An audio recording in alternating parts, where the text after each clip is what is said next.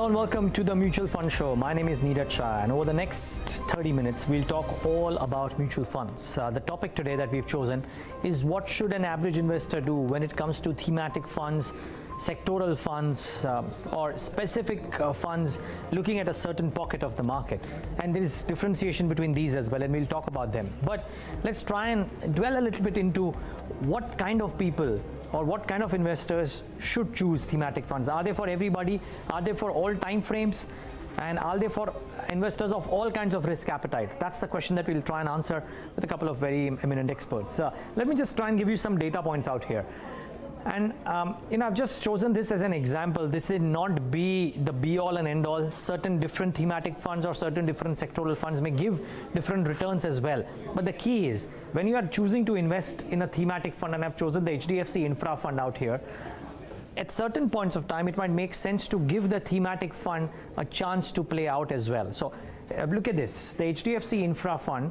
The YTD performance hardly anything, the 1 year performance not that great, the 5 year performance very, very strong compared to the Nifty. But the point is not that if you invested in the HDFC Infra Fund, you would have made more money than the Nifty. The point is that if you do not like volatility, and if your risk appetite is lower, then these might not necessarily be the kind of funds that you should choose. Remember, it could well differ. There could be a case wherein when funds are starting off on the thematic side, they might be able to catch the cycle at the right time, and they could give consistent returns as well. But it is typically accompanied with volatility. If you don't like that, then maybe steady state investing into an index funds or specific funds might be better.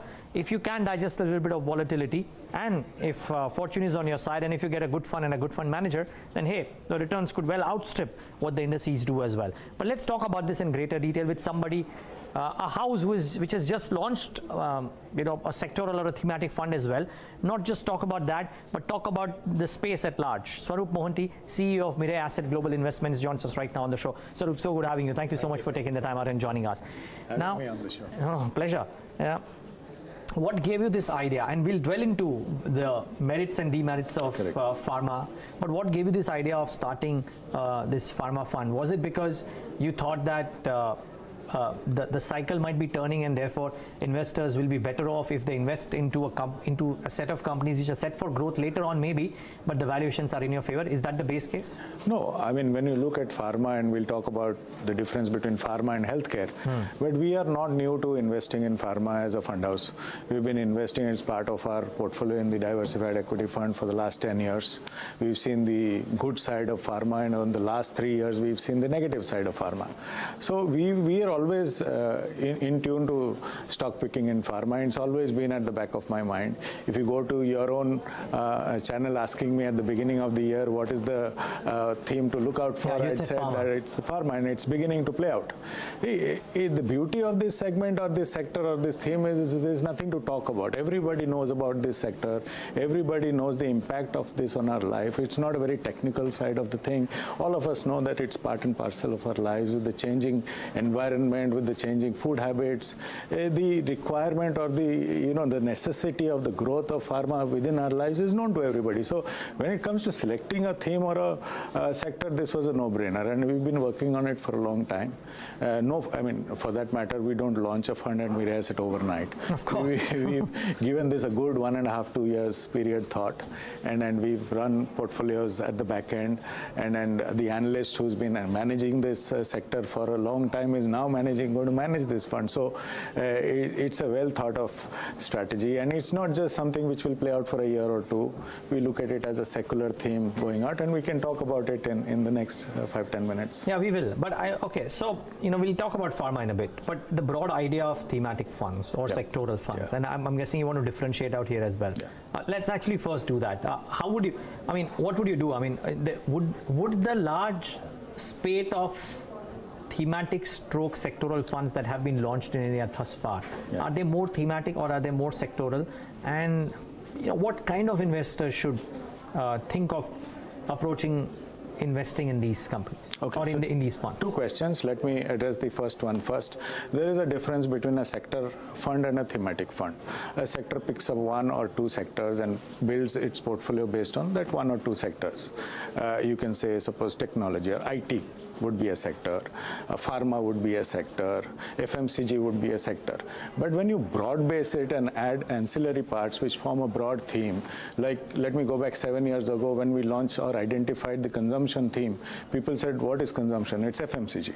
But today there is no doubt or debate on the diversity of consumption as a theme.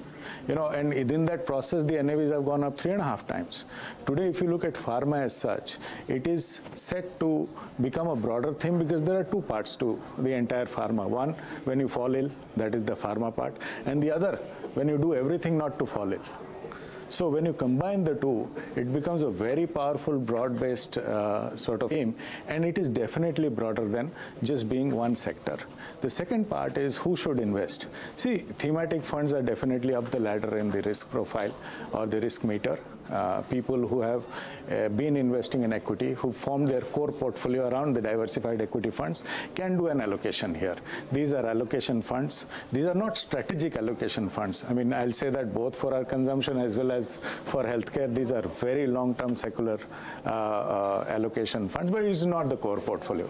I mean, people who can take a slightly higher time frame for investing and slightly higher risk should allocate some money to this fund. Yes, this is a compelling allocation. I mean, I can answer questions on that, but it's not meant for people who are new to investing in equity. Definitely not for them. Definitely not for them. Okay. You know, there are some more examples of thematic sectoral funds which are outperforming their benchmarks in the long run. Jayesh has some details. Let's first hear him out. Jayesh.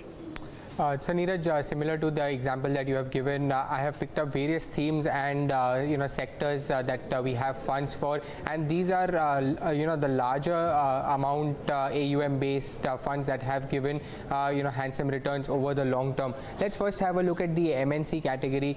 You have the Mnc Performance by Aditya Birla MNC fund, and if you have a look at the Nifty MNC index this year so far, it has given you about 3.9% negative return, and for the fund is about negative 3.85%.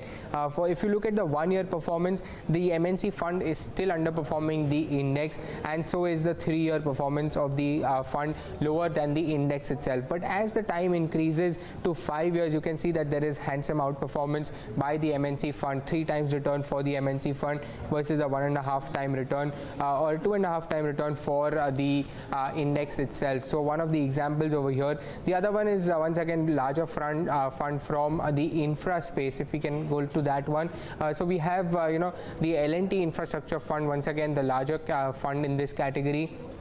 Year to date has definitely underperformed the index itself, but if you look at the 1 year time period, it has outperformed the index. So has the 3 year performance been outperforming, and the 5 year. Look at the difference in the 5 years, 41% for the index itself, and for the fund it is about 3 times return.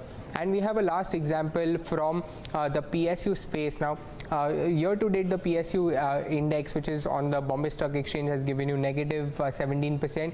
For the SBI PSU fund, it is about negative 19%. But as the time increases, you can see that the fund actually outperforms the index itself. So have a look at the 5 year, 25% for the PSU index, and for the fund itself about 43% for the fund. So definitely invest for the longer term. Thanks a lot for that, Jayesh. Swarup, is this a pattern? I mean, all the examples that we cited, and we didn't choose this because we wanted to choose them. These were chosen on the basis of what was available in terms of data, that all the thematic funds don't necessarily start outperforming in year one itself. Give it some time and then it does. Yes. Is it because you as a fund house too launched, or fund houses in general would launch not necessarily trying to time the revival in the sector, but trying to play the revival in a sector over a period of time? See, a sector might try to time it. A theme will not try to time it. Okay. Right? As an investor also, you can try take a strategic call in a specific sector looking at the near-term outlook. But when it broad bases to a theme, it is a secular run. I mean, if you look at the common denominator in this, all the examples was the 5 year. Above 5 That's what I was wondering, yeah. There is nothing wrong with these sectors, right, in all the themes that you put up. In fact, if you look at that slide on the pharma, it is even more dramatic because the 3 years returns is negative. but the 10-year return outperforms all other themes, showing that it's not a near-term sort of investment. And after 3 years of getting beaten, probably the best time then to start buying it, the 10-year return is absolutely intact. And that's why it makes this, I mean, probably a time for this to buy it even more compelling. Is it, could a pharma fund, you know, there's a sell side analyst who was talking to us that the fact that large fund houses are launching a pharma fund is also indicative of what the mood in the market would be, that the markets may not give as much returns, but beaten down pockets might be a better bet. And would that be a factor as well, that we may not necessarily see outsized returns over the course of the next couple of years from equity markets by and large, but beaten down pockets like pharma could? Yeah, see, we did not time the fund per se. We did not know that this would happen. But when you see a theme playing out on the negative side for 3 years, and when you know the fundamentals of the theme are intact, then you try to say that, you know, hey, this is probably the bottom of the theme, or the bottom is almost there.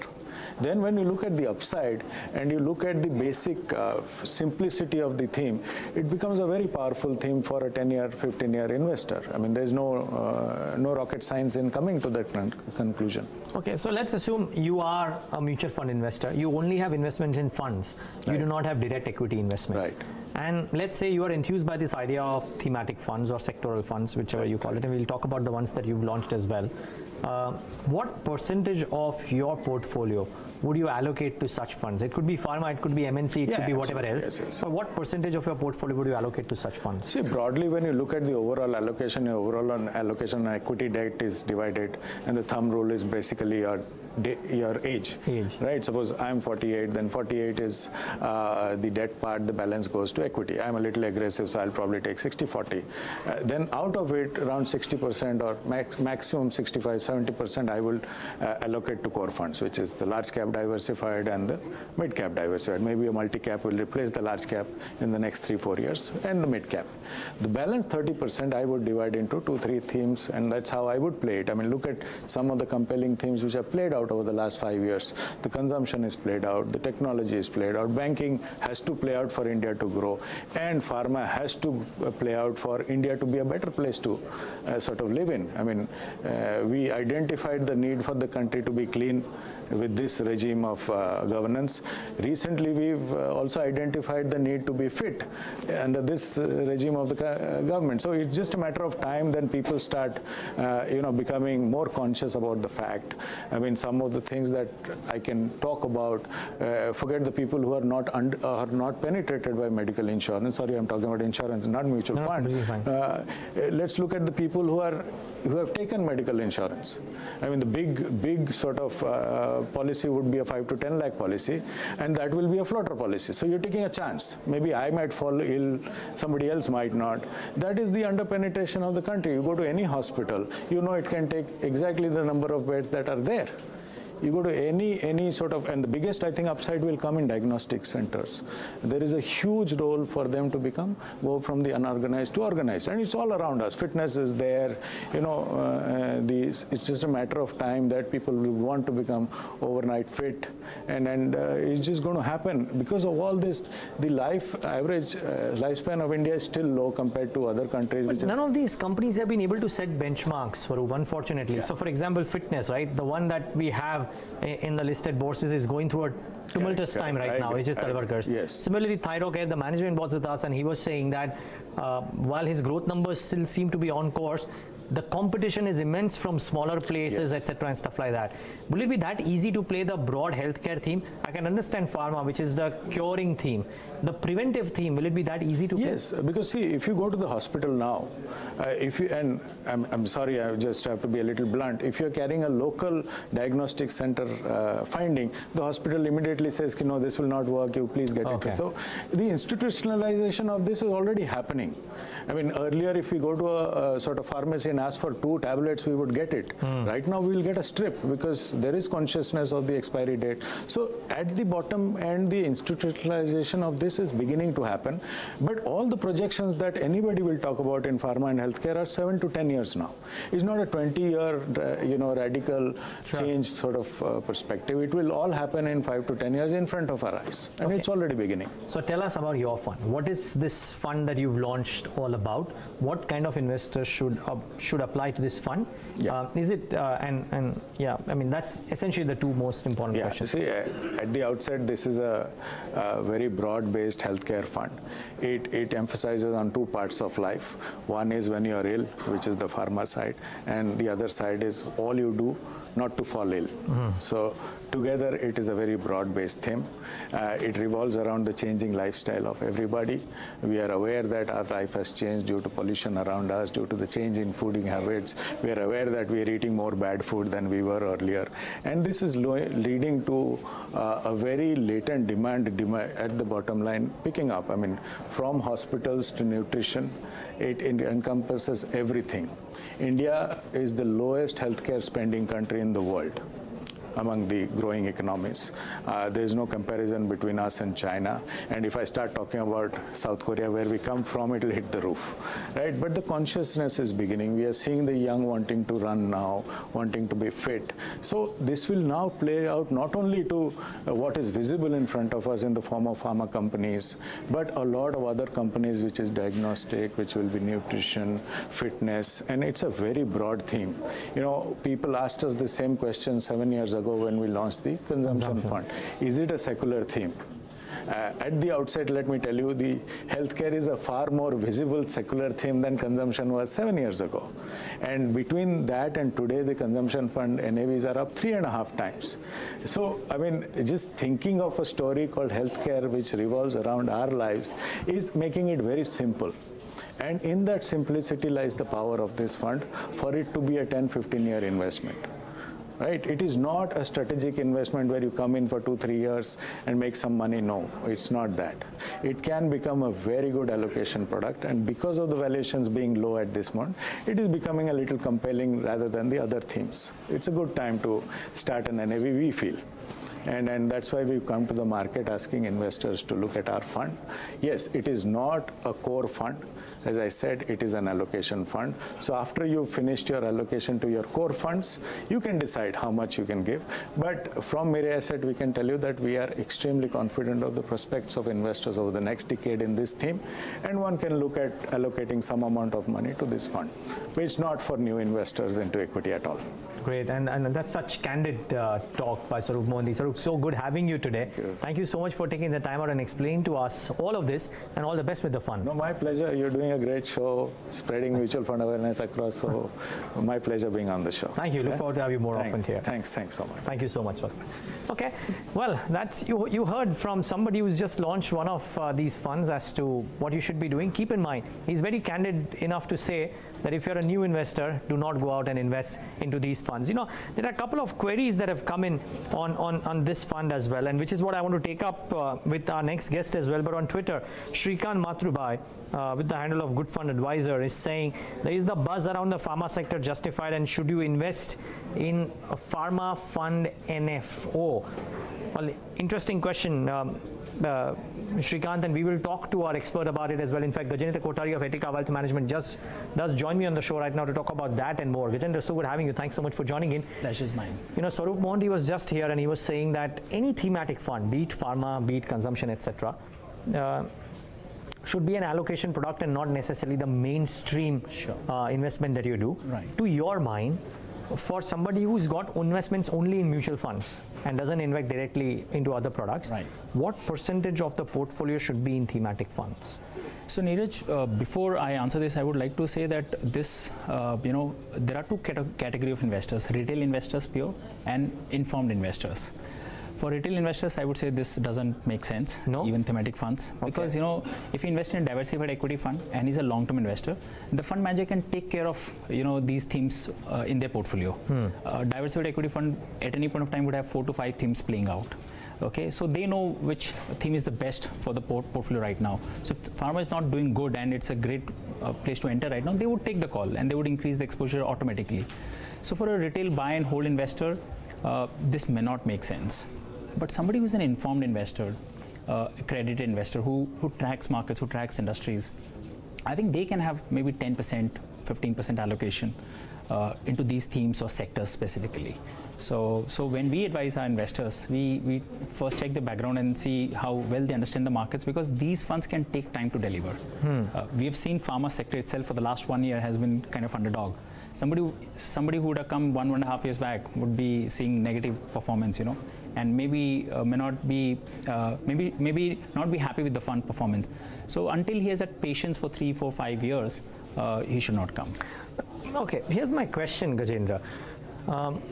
A fund house, one would presume that they track and understand markets fairly well, yes, right? If they are taking the pains of going out and launching a thematic fund, correct, they would believe that there is merit in this fund at this point of time, because over the next 10 years, it could do really well, maybe much better than the other benchmarks. So why shouldn't somebody who's a buy and hold investor also take a small bet of his overall portfolio into thematic funds? Good question. So all these thematic funds are very opportunistic in nature. True. They have their timing. They should be. Timing in play. Yeah. So while this is a great time to launch a pharma fund by a mutual fund company, and I'm glad that they're launching at a time when it's not doing well, because traditionally if you see mutual funds, they always come when when they launch funds when it's in flavor of the season. That's not a good time. So right now, because pharma theme is out of favor, it's a good time to launch, good time to enter in. But if it is a buy and hold investor, he may not know when is a good time to exit. So pharma fund would also go through its cycle, and let's say after 3 years it has played down, it has played its role and has performed amazing returns, and it's time to now exit. Then the retail investor may not know, and he may just remain there and then again, be a part of that down cycle. So that is a question. That's a very tough call.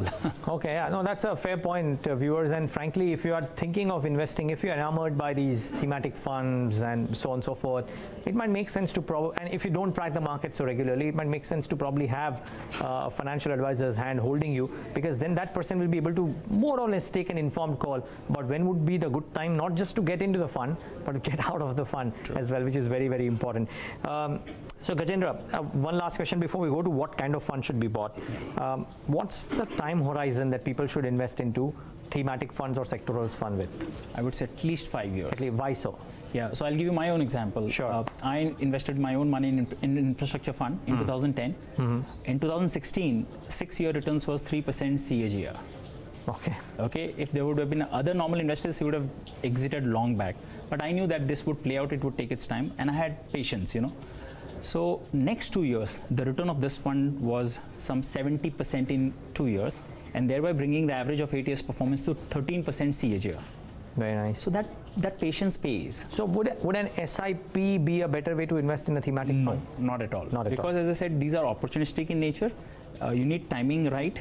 So lump sum would be a better play than SIPs, because SIP would keep you buying at all levels. But lump sum, you're buying at a low level and then hold for next 3, 4, 5 years. And then when it has played out its theme, you exit and make a good return in the process. So you're strongly recommending, if you're buying a thematic fund, go only for lump sum. Don't go out for an SIP kind of a format. Okay, that's some valuable advice from Gajendra. Let's talk about some recommendations as well, and then a view on the current pharma NFOs. There was a question that I said that had come in, but firstly, recommendations for broadly thematic funds or sectoral funds. What would you recommend and why? So thematic funds are more broad-based compared to a sector fund.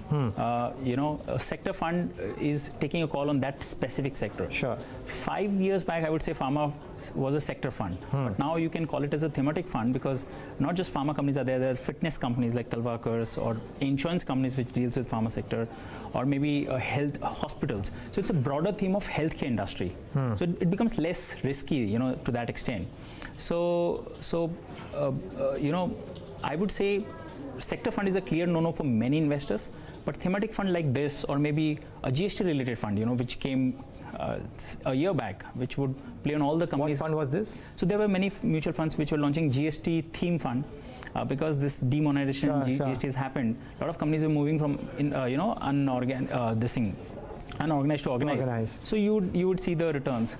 So these are themes, but in 3 to 5 years, it can't be perpetual portfolio actually. Okay, I get your point. But you have some recommendations, a Rural India Fund, etc. that you recommend. So Rural India, I mean, we've seen the government's thrust on Rural India for the last couple of years. They're putting a lot of, kind of systems in place and policies for farmers and for Rural India.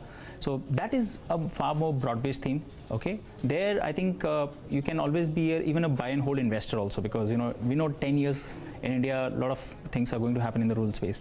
That is a fund. There's another fund called Birla's India Next Generation Fund, which is again a lifestyle consumption-related theme. Again, this is a very broad-based theme, So that an investor can play out. There are a couple of MNC funds in our country. So MNCs have a very good track record in terms of corporate governance, and they've been a very steady defensive player. So these are some funds where the downside is restricted. It won't go down 40-50%. So there may be 10% dip, but it will be there. Okay, so some recommendations: the Sundaram Rural India Fund, yes, the UTI MNC Fund, the Birla Sun Life India Gen Next Fund, as well as the IDFC Infrastructure Fund. I believe these are recommendations from your end. Yes. One final question, Gajendra, and that is a question that is coming from one of our viewers. I think we briefly spoke about it, but Shrikant Matrubai, as I said, was asking the question about whether the buzz around the pharma sector justified, and should you invest in pharma funds NF4? There is one from Mirae, ICICI is going to launch as well. What would your recommendation be? So frankly speaking, Neeraj, there's nothing new in these two funds which have just come. There are already 4 funds in the market. They have a track record for the last 10 years. So investing in NFO may not make sense to a new investor, but yes, if somebody is an investor already with Mera or ICICI and they've had a good kind of track record, they had good experience with these fund houses, and if they have conviction on the fund manager, then they may go and invest in these NFOs, because they have a greater confidence in the fund house, and this is another product, so they know that it should do well over a period of time. Do you like any of the pharma funds individually? I mean, out of the 4 or 5, which is the best one, if you have a recommendation there? Sector funds, there's not much to choose from. Yeah, okay. I mean, very surprisingly, I won't name the funds, but in last 1 year, there's a pharma fund which has given 16% CAGR, and there's a pharma fund which has given negative return. Got it. In that 1 year period.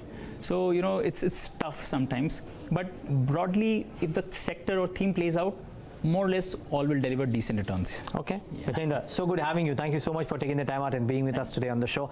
And viewers, thanks for tuning in to this leg of the Mutual Fund Show.